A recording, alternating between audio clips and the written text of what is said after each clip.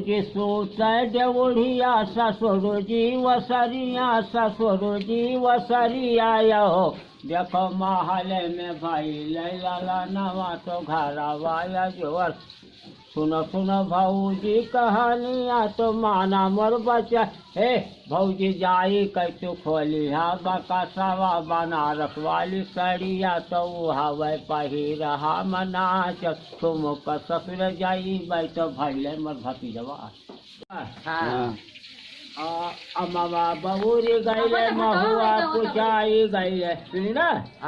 भावना estate में अम्मा बहुरी गईले महुआ कुचाई गई आंगया न उठला डर दिया रे ना दिया का करबो कहाँ जाबो आम बहु पूरा बाम गए आम बहु हुआ कुचाई गईले आंगया न उठला डर दिया रे भौजिया कौना दिखाई कौन सुना दिया